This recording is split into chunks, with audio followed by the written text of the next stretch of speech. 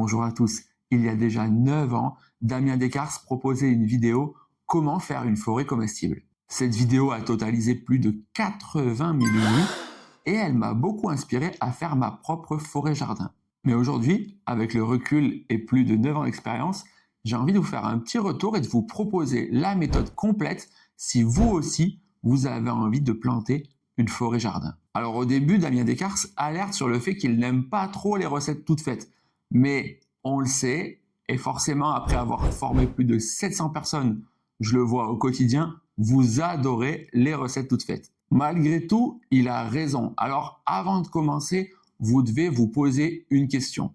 Quel est le but de ce projet? Quel est votre objectif premier? Vous devez être capable de résumer votre projet en une phrase. Je vous donne un exemple. Pour moi, c'était être autonome en fruits et en légumes dans 5 ans. Ensuite, vous devez faire le tour de tous les besoins pour répondre à ce projet. Donc si on reprend mon exemple, j'ai dû estimer le nombre d'arbres fruitiers qu'il me fallait pour être autonome. Ensuite, vous devez faire le tour de vos ressources. Qu'est-ce que vous disposez comme temps, comme eau, comme argent, comme espace? Et puis vous devez faire le tour de vos limites, qu'elles soient personnelles ou qu'elles soient dues aux contraintes extérieures. Une fois que vous avez fait ce travail, et vous vous rendez compte que c'est beaucoup de travail, vous pouvez passer à la conception de votre forêt-jardin.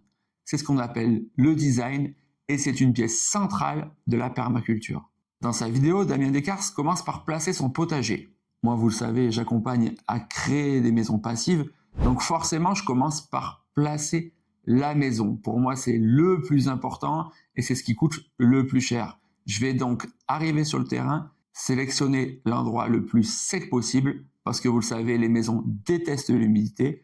Et pour l'anecdote, les anciens faisaient passer des moutons qui détestent eux aussi l'humidité pour sélectionner l'endroit le plus sec de la parcelle. Je vais essayer d'orienter la maison parfaitement, c'est-à-dire qu'elle ait un maximum d'exposition côté sud. Si vous voulez en savoir plus, je vous invite à aller jeter un œil sur mon blog. Je vous mettrai le lien dans la description. J'ai fait un article complet qui vous explique comment orienter votre maison. Une fois que j'ai placé la maison de manière optimale, je vais placer sa porte d'entrée, dans l'idéal au sud ou à l'est. Car au nord, on aura un pont thermique froid et à l'ouest, un pont thermique chaud. Ensuite, je vais dessiner l'accès pour accéder à ma maison. Les accès sont très souvent ratés. C'est quelque chose qui n'est vraiment pas évident à faire de manière optimale. Donc, je vous invite vraiment à passer du temps lorsque vous allez faire votre accès pour qu'il n'y ait pas d'érosion et surtout à bien estimer la largeur pour que les véhicules les plus larges puissent passer et puissent tourner. Et là maintenant, je vais être capable de placer de manière optimale mon potager.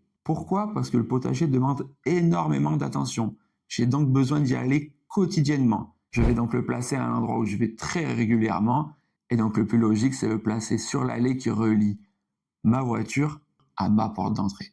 Comme ça, je suis sûr de pouvoir lui donner un maximum d'attention. Maintenant, on va pouvoir placer vos arbres. Vous allez donc devoir faire la liste de tous les arbres dont vous avez besoin.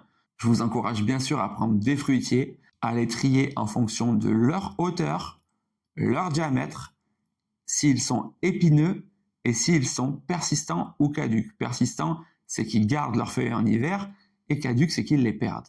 Dernier point, je vous encourage à les sélectionner en fonction de leur précocité. J'y reviendrai tout à l'heure. Dans ma région, on a énormément de vent. Je vais donc placer tous les grands arbres persistants au nord. Ensuite, je vais placer les arbres sur mes courbes de niveau. Je vous renvoie à la vidéo que je vous ai faite qui vous explique tout ça, pour que chacun ait de la luminosité, les plus grands au nord, les plus petits au sud. J'ai déterminé l'espace entre les courbes de niveau en fonction de la largeur de mes arbres. À la fin de la vidéo, Damien Descartes nous parle de la fructification des fruits à laquelle il a réfléchi zone par zone.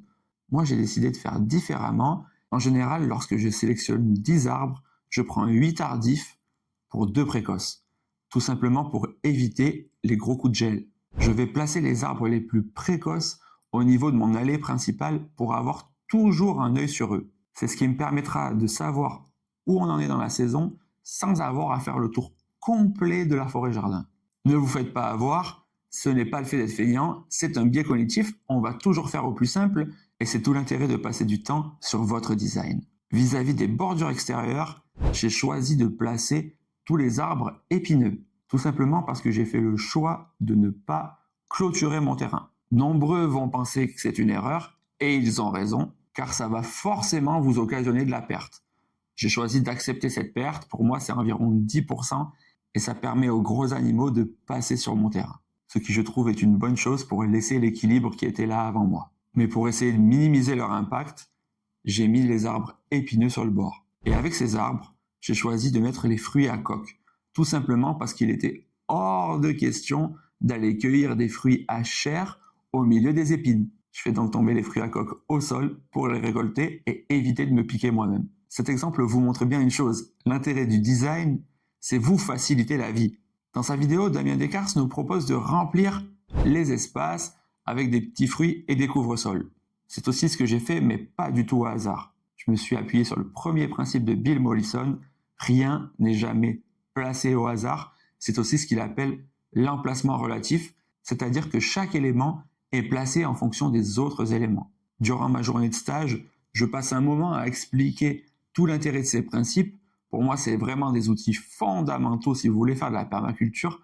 Je vous mettrai le lien dans la description pour nous retrouver en stage, c'est à prix libre. Mais j'ai aussi fait filmer cette journée pour que vous puissiez y accéder en ligne si vous le souhaitez. Comme d'habitude, tous les liens sont dans la description. Dans tous les cas, pour moi, ces principes sont vraiment un leg fondamental des fondateurs de la permaculture. C'est des outils vraiment excellents. Je vous ferai plus de vidéos pour vous en parler. Une fois qu'on a placé les grands arbres et les petits fruits, on peut passer au couvre-sol.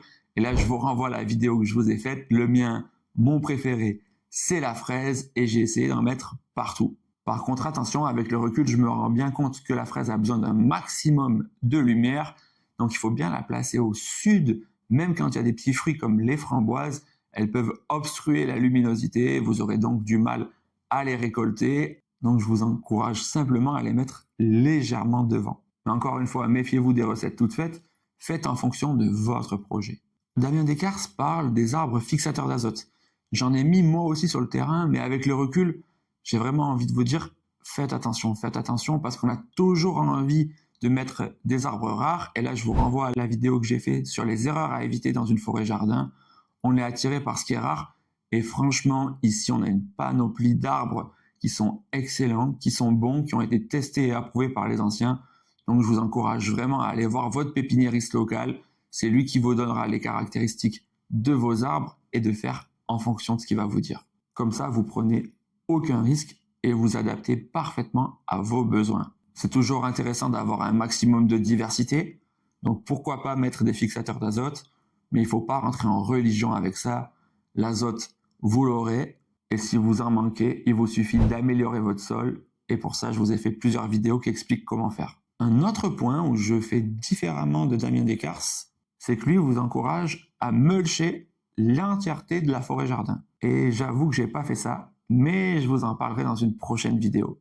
Donc pour être sûr de ne pas la rater, abonnez-vous et dites-moi dans les commentaires si c'est un sujet qui vous intéresse. Pour finir, Damien Descartes nous parle des lianes.